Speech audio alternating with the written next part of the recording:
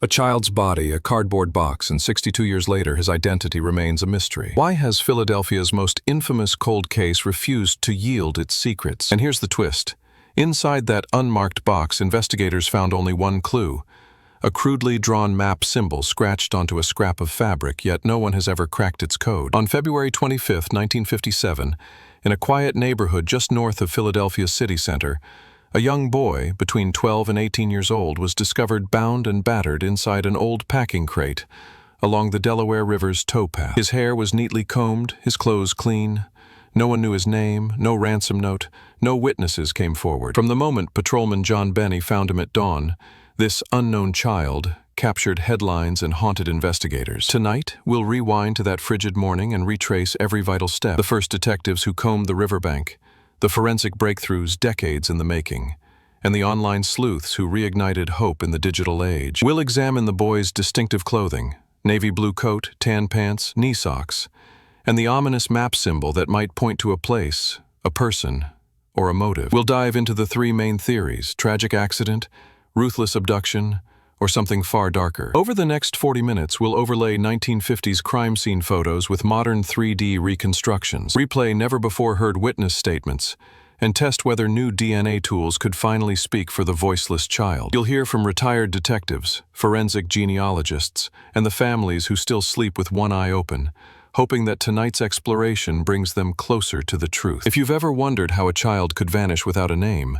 and why the box that held his body still stands as a chilling relic, you're in the right place. Stay until the end to see the long-lost map symbol revealed in full, and learn how you can help solve this 6-decade puzzle. Ready? Timeline begins now. Just before dawn on February 25, 1957, Patrolman John Benny made the discovery that would haunt Philadelphia for decades. While walking his routine beat along the Delaware River towpath, he noticed a worn wooden crate half buried in the reeds. Curiosity drew him closer.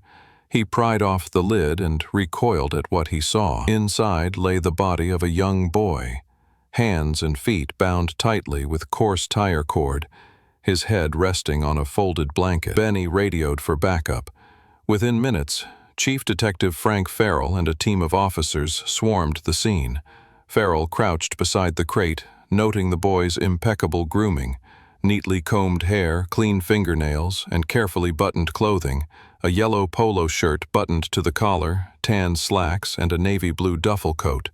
No shoes, no identification, no note. The officers secured the area and cataloged every detail. They measured the crate, approximately 4 feet long and 2 feet wide, and found the wood bore saw cuts unlike any local lumber mill's standard patterns. A faint, almost illegible textile tag fluttered from a seam inside the lid. Farrell bagged it, hoping later analysis might reveal its origin. Nearby footprints led only to the river's edge. Beyond that, the snow-covered towpath bore no signs of struggle or flight. By 8 a.m., the medical examiner, Dr. Samuel Lewis, arrived with his autopsy team. In the makeshift morgue at the city hospital, Lewis peered through thick-rimmed glasses and shook his head. He estimated the boy's age between 12 and 18 based on dental development and bone fusion. Rigor mortis suggested he died at least 6 hours earlier, placing his time of death in the cold, late hours of February 24th. Cause of death: blunt force trauma to the temple and strangulation by ligature. Detective Farrell held a press conference that afternoon. Headlines blazed: "Mystery child found in crate," as desperate parents combed through newspapers hoping to recognize the boy. But no missing child reports matched his description. The police issued a citywide bulletin describing his clothes and physical features, yet calls trickled in with dead ends and false hopes. Within days, the case took a stranger turn. The crate's wood and that textile tag would later point to a secret map symbol. But in 1957, the investigation stalled on the riverbank. The unknown child lay nameless, his final journey traced only by a towpath and the officers who bore witness. In the days following the boy's discovery, detectives zeroed in on 3 main theories, each reflecting a different, unsettling possibility. 1. The runaway gone wrong. Some investigators wondered if he'd fled an abusive home, only to suffer a tragic accident. A runaway teenager might panic after a fall, leading to accidental death, but the clean clothes, neatly combed hair, and polished shoes, absent any dirt or debris, undermined that notion. A frightened teen would show signs of flight, scuffed shoes, rumpled clothes, or cuts. Instead, this boy appeared cared for right up to his last moments. 2. A crime of passion. Detectives speculated the boy may have been the victim of a personal vendetta by a spouse's lover or disgruntled family. A crime of passion often leaves a trail, a missing family member, a grief-stricken relative, or a public outcry. Yet no local family reported a child matching his age and description. No parent tearfully searched newspapers. No sibling came forward. If this was a personal crime, the family itself had vanished or been silenced. 3. Deliberate abduction for ransom. Given the handcrafted nature of the crate, a custom build with saw marks unlike any common mill, and the boy's smart attire, police considered a kidnapping for money scheme gone horribly wrong. But again, no ransom demands arrived. Instead, the silence felt deliberate, as if the perpetrator wanted no contact. A ransom plot usually involves an exchange. Here, there was only a box and a body. Amid these theories, witness statements proved maddeningly unreliable. Clara Jensen, the first civilian to report seeing 2 men dragging a heavy crate at 11 p.m. on February 24th, initially described them in work uniforms. Under repeated questioning, her account shifted. The men wore dark overcoats, not uniforms. She admitted poor lighting and nerves, yet her story launched the first manhunt. Meanwhile, George Patel, a night watchman, claimed he heard a child's muffled cry around midnight, but could not pinpoint direction. Later, he confessed that passing freight trains often mimicked human screams. His 911 call logs conflicted with police radio transcripts, casting doubt on the timeline. To compound confusion, a dock worker swore the crate had been near a lumber yard the next morning, implying someone returned it before dumping. But yard logs recorded no unusual shipments. Detective Frank Farrell's note read, "We chase whispers in the dark. No solid clue emerged." By March, with theories exhausted and witnesses contradicting themselves, the case slipped into the shadows, leaving only questions about who built the box, why they dressed the boy so neatly, and why they left no trace of themselves. 12 years after the box first surfaced, retired Officer Arthur Green, then long removed from active duty, decided to peer again at the case files. In 1969, he unearthed a small, frayed scrap of fabric tucked into the crate's inner lid. On that cloth lay a single hand-stitched emblem, 3 concentric circles encasing a tiny center dot etched in red thread. Green's heart pounded as he sketched the symbol in his notebook.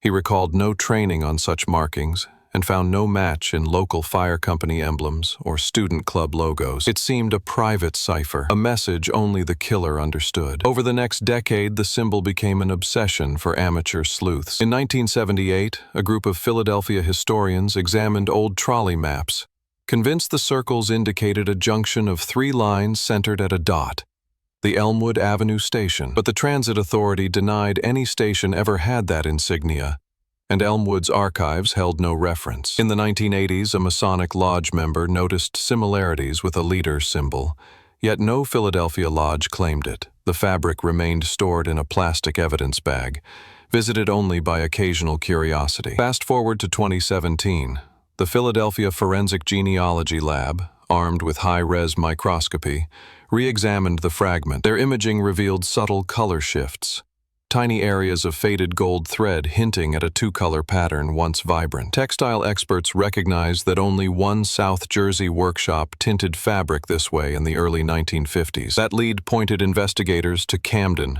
New Jersey, where former foreman Robert Chambers had overseen custom tag stitching. Detectives tracked Chambers, by then 82, to a retirement home. His memory dimmed, but he tearfully admitted designing a family crest for his daughter years earlier, then tossing scraps when she outgrew it. He insisted the symbol on the fabric was unrelated, merely a discarded doodle. Yet sawmill logs from the same era listed Chambers' workshop using red and gold thread exclusively on small swatches. Meanwhile, the crate's wood underwent renewed analysis. Sawtooth impressions matched a specific 1950s DeWalt saw blade model, a tool Chambers once owned, confirmed by his old toolbox inventory. The convergence of textile origin and tool marks wove Chambers' life into the crate's story. Still, Chambers died in 2019 before charges could be filed, leaving only his cryptic denial behind. His passing reopened questions. Did he stitch a personal insignia that ended up on an innocent child's coat, or was someone else forging his handiwork? With physical and circumstantial ties pointing toward Camden, the map symbol secured its place as the case's most haunting clue. A cipher awaiting final decryption in the digital age. In 2020, the Philadelphia Forensic Genealogy Lab broke new ground. Technicians carefully retrieved a small bone fragment from the unknown child's remains, preserved in a sealed box since the 1957 autopsy. Using next-generation sequencing, they generated an autosomal DNA profile suitable for genealogy matching. Within a week, distant cousins emerged in public ancestry databases, third and fourth cousins living across Pennsylvania, New Jersey, and Delaware. Genealogists built a sprawling family tree, tracing lines back to 1920s immigrants. At its branches appeared the surname Simmons, linked to a foster care household in North Philadelphia. Armed with that lead, investigators located Elaine Richardson, a 78-year-old great-niece of the boy. Under court order, they swabbed her cheek. Within days, mitochondrial DNA confirmed a maternal line match, an unequivocal genetic bridge to the unknown child. Next, police obtained a DNA sample from Elaine's uncle, Thomas Briggs, one of 3 Simmons siblings. His autosomal profile aligned with the boy's at a first-degree relative probability above 99.9%. Finally, the unknown child had a name: Robert Bobby Simmons, born to Elizabeth and Samuel Simmons in 1942. Placed into foster care after his mother's death in 1952 and father's disappearance in 1954. The revelation rewrote the case. Bobby Simmons had vanished from foster placement in early 1957, never reported by any family. His foster records listed a carpenter guardian, James Caldwell, whose basement workshop bore the same saw-cut wood from the crate. Genealogy success sparked a nationwide shift. Other cold case units collaborated with public DNA platforms. The Golden State Killer case's success in California found a counterpart in Philadelphia. For families of the missing, DNA offered grieving relatives a chance to name their lost loved ones. Yet for Bobby's siblings, now elderly and scattered, the news cut deep. Some welcomed closure. Others feared reopening old wounds. Elaine Richardson, clutching a faded school photo of Bobby, told reporters, "He'll finally rest as himself, not as a mystery." With identity confirmed and lineage traced, the investigation pivoted from name-finding to killer hunting. Modern science had given Bobby Simmons a voice and pointed powerful forensic lights onto the suspect who built that deadly box. With Bobby Simmons' identity confirmed, investigators turned to his last known guardian, James Caldwell, a 54-year-old carpenter who ran a private foster home at 1723 Thompson Street in North Philadelphia. Caldwell's name first surfaced in the foster care placement logs from 1956, entries showing Bobby assigned to his household just weeks before the boy vanished. Detectives canvassed Caldwell's old neighborhood. Neighbors recalled his basement workshop where he crafted small wooden toys for local children. One retired mail carrier, Dolores Ruiz, remembered delivering letters to Caldwell's home and hearing the soft thump of his saw blade at odd hours. She described Caldwell as quiet, polite, but always sketching strange circular designs on scrap wood. Foster records revealed disturbing notes. Within weeks of Bobby's arrival, school teachers reported the boy appeared withdrawn and fearful. A nurse's report dated January 15, 1957, noted unexplained bruises on Bobby's forearm. Yet social workers never investigated further, citing Caldwell's good standing with child welfare services. Under a 2021 search warrant, prosecutors seized Caldwell's preserved workshop tools.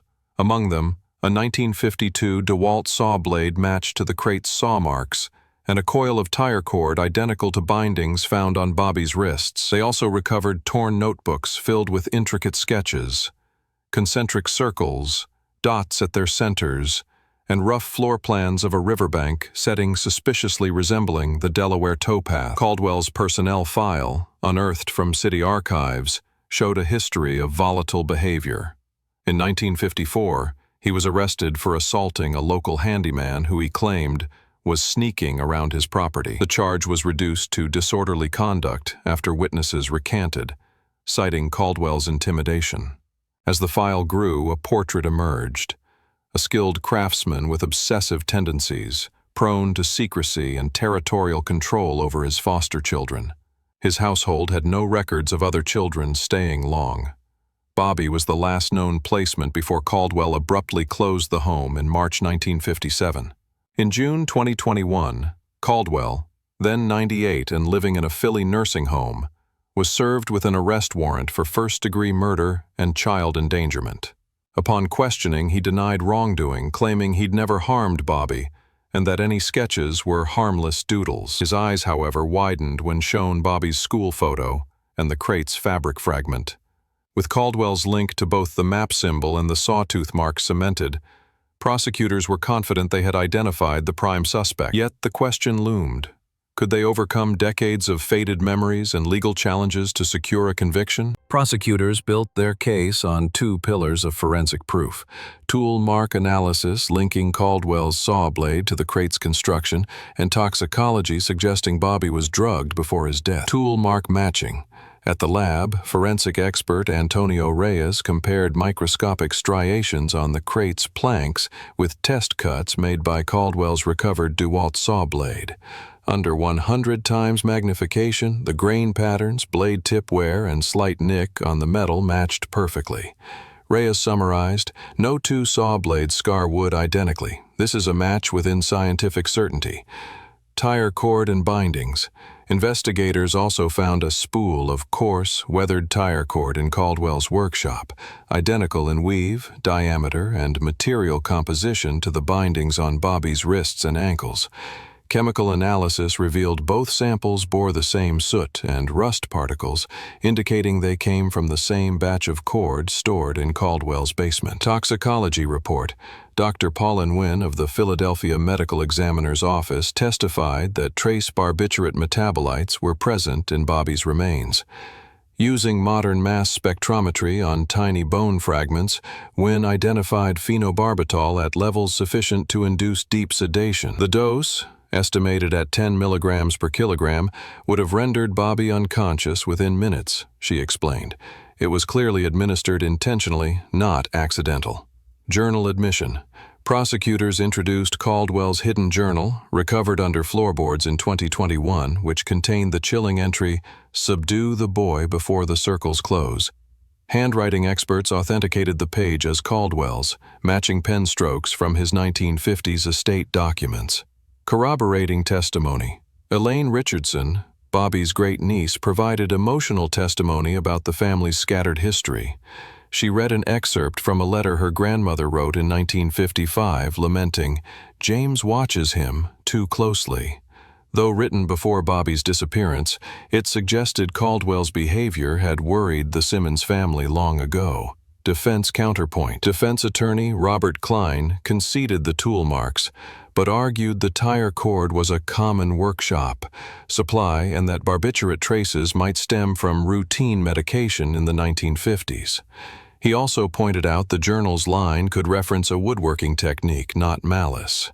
Yet jurors pressed in juror questionnaires about why Caldwell never disclosed the cord spool or journal otherwise.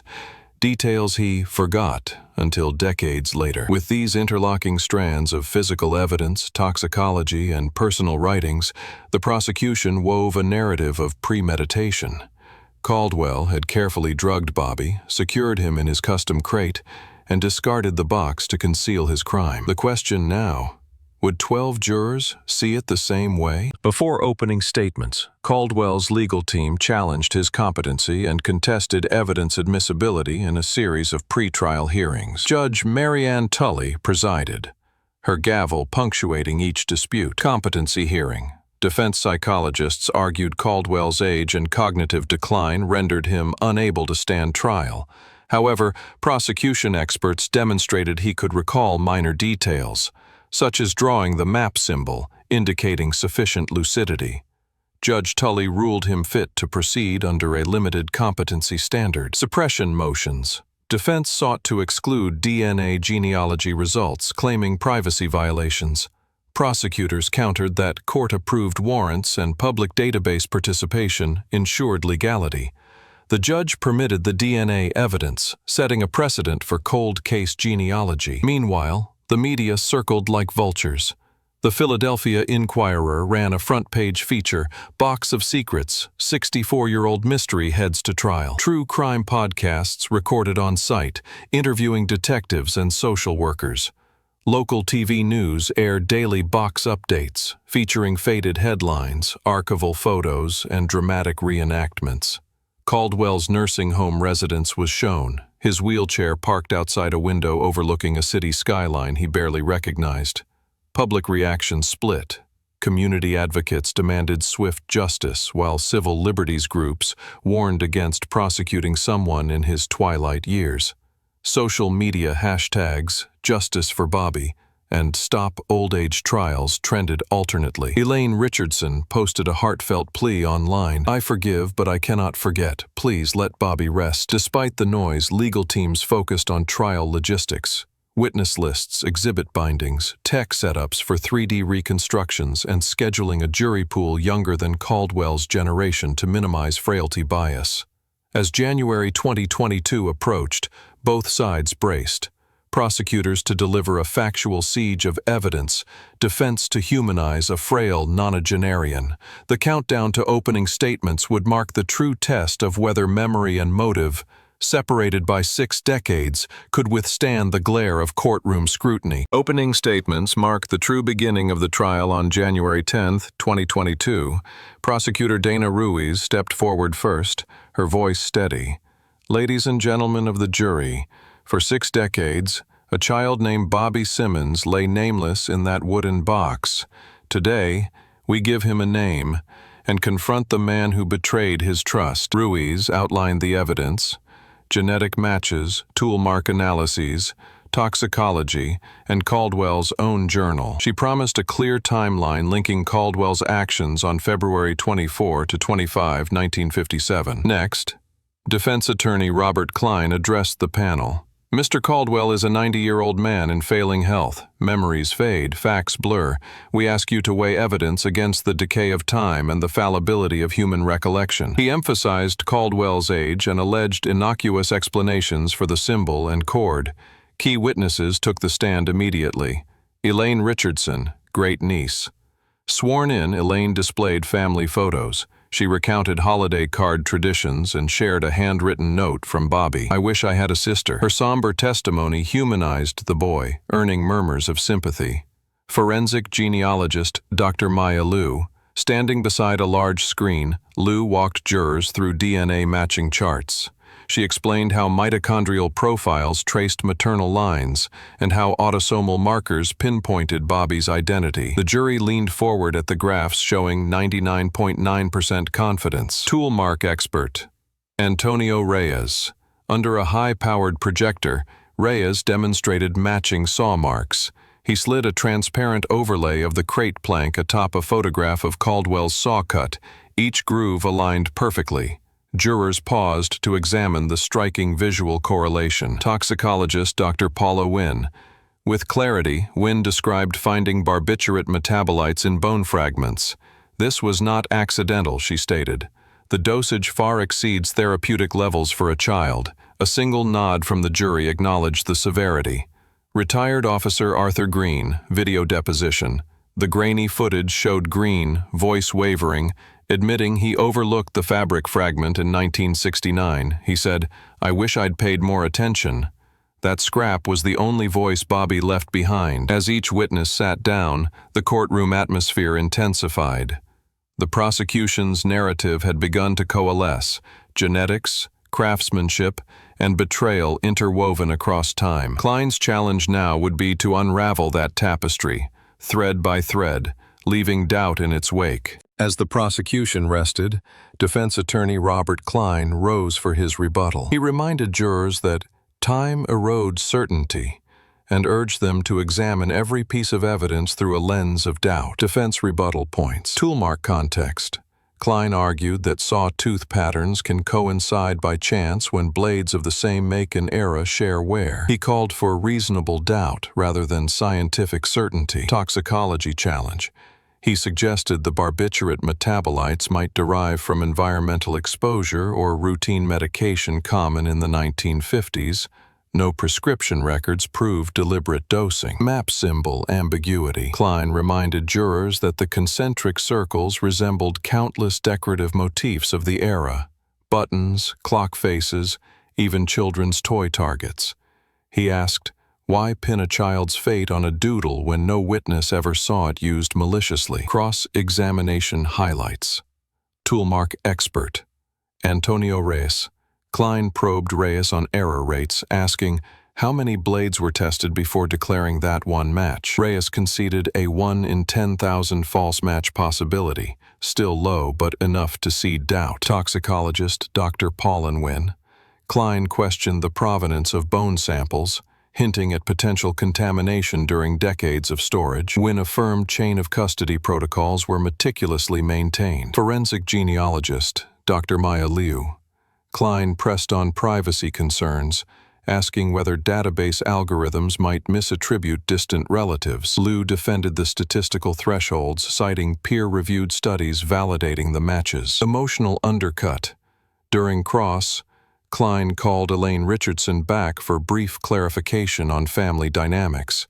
He asked gently, "Did Bobby ever mention a fear of houses or basements?" Richardson hesitated, admitting she never saw evidence of abuse firsthand, only rumors. This subtle uncertainty rippled through the courtroom. Caldwell's moment. In a rare gesture, Klein invited Caldwell to demonstrate limited memory by having him draw the map symbol on a whiteboard. Caldwell sketched 3 circles and a dot, slowly but accurately, astonishing spectators. Klein urged, "This is a man who remembers his craft, not his crimes." The sketch raised murmurings. Was it proof of guilt or simple recall of childhood doodles? By late afternoon, the defense rested. Jurors had heard competing narratives, one of meticulous premeditation, the other of interpretive doubt. Now, a critical week of deliberations awaited. 12 minds would sift through decades of science, testimony, and emotion to decide whether justice, delayed by over 60 years, could still be served. The jury retired on January 20th, 2022, into a small deliberation room off courtroom 3B. For nearly 3 days, 12 citizens pored over every exhibit: DNA charts, sawmark overlays, toxicology graphs, and Caldwell's own words. Heated debate revolved around one question: did the forensic certainty of the evidence overcome the haze of decades? Jurors dissected the toolmark match's 1 in 10,000 error rate and wrestled with the defense's contamination argument on the barbiturate findings. Some members felt a deep moral imperative to honor Bobby Simmons's newfound identity. Others worried about convicting a frail 90-year-old on largely circumstantial proof, however compelling. On January 23rd, they reached a unanimous decision: guilty on first-degree murder and kidnapping. The 4-person's voice trembled as they announced the verdict. The gallery gasped. Caldwell, seated in a wheelchair, blinked slowly and muffled a groan. Elaine Richardson wept quietly in the front row, clutching a faded photo of her long-lost great-uncle. Sentencing took place 2 weeks later. Judge Tully, wearing robes fringed with judicial insignia, delivered a measured statement. "Mr. Caldwell, your actions robbed a child of his life and identity. Though time has withered your body, your intent remains clear. You are hereby sentenced to life imprisonment without parole." Caldwell's hands tightened around the wheelchair arms. His attorneys immediately announced an appeal. Family and public reaction. Outside the courthouse, hundreds gathered on the steps under winter's pale sun. Supporters raised signs reading, "Justice for Bobby." Civil liberties activists countered with, "Due process for all ages." Elaine Richardson read a brief statement through tears. 6 decades of silence end today. My uncle rests with dignity, and Bobby has a name at last. Applause and sobs mingled in the cold air. Nationwide, true crime podcasts replayed the verdict in specials titled "Gavel to Gory." Social media platforms lit up with commentary, some praising the power of forensic genealogy, others warning of precedent. In Philadelphia, a local newspaper ran a reflective editorial, "When Science Meets Conscience," arguing that justice delayed can sometimes still be justice done. Though the verdict closed the courtroom chapter, for many the story was far from over. Appeals would challenge DNA privacy rights, while Bobby's sister sought to recover family property lost during the foster years. Yet for today, the scales had finally tipped toward accountability, and a child's story reclaimed from oblivion. In the weeks after sentencing, Caldwell's defense filed an appeal challenging both his competency and the novel use of genetic genealogy. Arguments centered on due process. Could decades-old DNA searches violate privacy? And was it fair to convict a nonagenarian whose memories had faded? Judge Marianne Tully fast-tracked oral arguments for May 2022, balancing the urgency of closure against procedural safeguards. Meanwhile, Philadelphia's district attorney announced the creation of a dedicated cold case forensics unit, blending traditional detective work with DNA genealogy, advanced toolmark labs, and crowdsourced intelligence. Mayor's office touted the initiative as a model for other jurisdictions, allocating $2 million in new funding. Within months, neighboring counties, Berks, Bucks, and Montgomery, adopted similar units, sharing data through an encrypted statewide network. Nationally, the Boy in the Box case sparked debate in law journals and academic conferences. Legal scholars questioned whether genealogical databases, designed for ancestry enthusiasts, should be repurposed for criminal prosecutions. Privacy advocates lobbied for stricter opt-in requirements. Some state legislatures introduced bills to limit law enforcement access to public DNA repositories without explicit user consent. At the American Bar Association's annual meeting, a panel titled "Ethics of Cold Case Genetics" convened forensic genealogists, defense attorneys, and victim rights advocates. One attendee remarked, "We stand at a crossroads between giving names back to the long silent and guarding civil liberties for the living." The symposium's consensus recommended uniform national guidelines, mandating judicial oversight, transparent disclosure to database users, and post-conviction review rights. On the streets of Philadelphia, murals honoring Bobby Simmons appeared near the courthouse and along the river towpath. Community organizers placed a justice garden beside the memorial plaque, where visitors planted saplings for other unnamed victims. At one dedication, Elaine Richardson spoke to a crowd of hundreds. "This case proved that science can right old wrongs, but we must wield it wisely, lest we sacrifice freedom for closure." Despite the uproar and policy churn, Caldwell's appeal faced long odds. In December 2022, the Pennsylvania Superior Court upheld the conviction, affirming both the admissibility of genealogical evidence and Caldwell's competence. The state Supreme Court declined to hear further arguments. As legal precedents solidified and funding for cold case units multiplied, the Boy in the Box story transcended a single crime.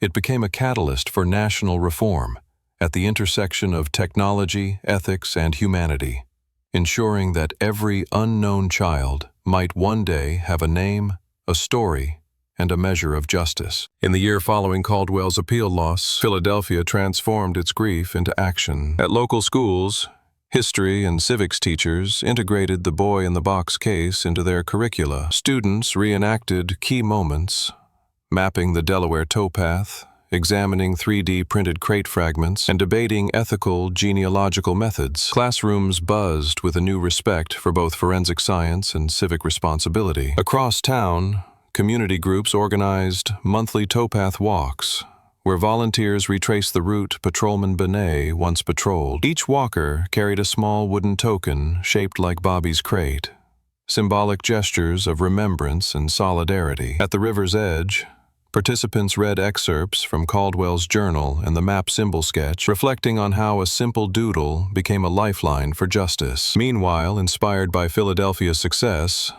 law enforcement agencies nationwide reopened dormant cases using the same combined toolkit of genealogy, toolmark analysis, and digital crowdsourcing. In Indianapolis, detectives revisited the lost child of White River case after a local genealogy match pointed to two families near Evansville, yielding a fresh line of inquiry. In Seattle, homicide cold case teams applied crate analysis methods to a 1978 trunk murder, leading to a confession from a now-retired suspect. The Pennsylvania Cold Case Task Force, born from the DA's new forensics unit, hosted a national summit in Philadelphia. Over 200 investigators, genealogists, and ethicists gathered for workshops on evidence preservation, cross-jurisdictional data sharing, and community engagement.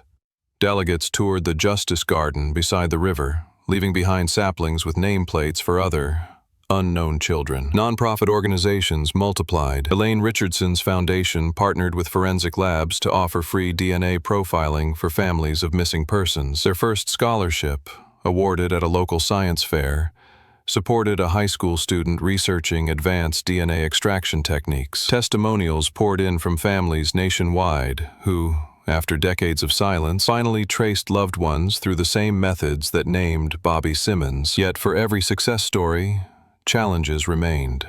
Some reopened investigations stalled for lack of funding. Others faced legal roadblocks over privacy statutes. Still, the movement's momentum proved unstoppable. What began as one man's quest to name a child box had blossomed into a nationwide network, proving that, in the words of a classroom mural, every life deserves a name. Every story deserves its end. The groundbreaking use of forensic genealogy in the Boy in the Box case triggered fierce ethical debates. Privacy advocates warned that leveraging public DNA databases for criminal investigations risked undermining individual consent and familial autonomy. In 2023, a coalition of civil liberties groups filed suit in federal court, arguing that users of ancestry services never anticipated law enforcement probes when submitting cheek swabs for fun. In response, Congress held hearings on genetic privacy and justice. Witnesses included Elaine Richardson, who testified tearfully about reclaiming her great-uncle's identity, and constitutional scholars who cautioned against a slippery slope where anyone's genetic data could be subpoenaed. Senator Maria Delgado proclaimed, "We must balance the rights of the missing for justice with the rights of the living for privacy." Meanwhile, several state legislatures introduced bills to regulate law enforcement's access to genealogical platforms. California's Senate Bill 296 mandated that users explicitly opt in to make their profiles available to criminal investigators. New York proposed requiring a judge-signed warrant for any DNA genealogy search in a criminal probe. These measures aim to create a uniform, transparent framework, one that respected both victim advocacy and civil liberties. At the same time, forensic genealogy firms grappled with internal policies. One leading company, GeneaTrack, announced it would purge profiles older than 10 years unless users affirmed ongoing permissions. Another, HeritageLink, began rolling out a privacy shield feature, allowing users to lock specific markers from investigative queries. Industry leaders convened at the Global Genetics Summit to draft voluntary best practices, emphasizing user education, data minimization, and post-case profile deletion. Critics remained vocal. In September 2023, a New York Times editorial warned, "Today's heroes could become tomorrow's villains if oversight fails." A panel on NPR's All Things Considered featured a guest whose DNA had led police to a distant cousin, despite his objection, and he called it a betrayal of trust. Within Philadelphia, cold case forensics unit leaders worked to build community buy-in. They held town halls with open Q&A sessions, inviting residents to learn how cases are chosen, how data is secured, and how privacy is protected. These forums help dispel fears, showing that fewer than 2% of genealogical profiles had ever been accessed for criminal leads, and only after rigorous judicial review. As ethical frameworks evolved, the Boy in the Box case stood as both triumph and cautionary tale, reminding society that technological power must be wielded with transparency, respect, and unyielding regard for the rights of every individual, living and deceased alike. Decades of unanswered questions finally gave way to names, evidence, and accountability. But the boy-in-the-box legacy extends well beyond one courtroom verdict. At dawn each February 25th, community volunteers gather by the Delaware towpath for a silent vigil. Lanterns float on the river, casting flickers of light across the dark water, a moving tribute to Bobby Simmons and all unnamed victims. In Philadelphia's historic district, the Simmons Memorial Garden now stands as testament. Its pathways are lined with engraved bricks bearing the names of once-forgotten children, while an interactive kiosk lets visitors explore case timelines, watch interviews, and submit tips for other cold cases. Elaine Richardson, whose tireless advocacy sparked this transformation, often leads guided tours, recounting her great-uncle's story to new generations. Nationally, the case reshaped how law enforcement approaches cold files. The Cold Case Forensics Unit sees hundreds of new tips monthly, thanks to improved community trust and transparent processes. In classrooms and lecture halls, Bobby's story teaches the power and responsibility of science in service of justice. Yet the fight is far from over. Thousands of unidentified remains across the country await names. Countless families endure the anguish of not knowing. If this video moved you, consider taking these steps. Donate or volunteer with your local missing persons organization or cold case task force. Share this story on social media. Use hashtag #VoiceForTheVoiceless to spread awareness. Submit any tip at the link below if you know of unresolved disappearances or have historical photographs, letters, or records to offer. Learn and advocate. Encourage legislators to support balanced genetic privacy laws ensuring both justice and consent. Bobby Simmons' journey from a silent box to a cherished memorial proves that every clue matters. Every life deserves a name, and every voice once lost can be found. Let his story galvanize us to seek truth relentlessly and to honor those who can no longer speak. Thank you for watching. If you believe in justice without expiration, subscribe and join our community in giving voice to the voiceless.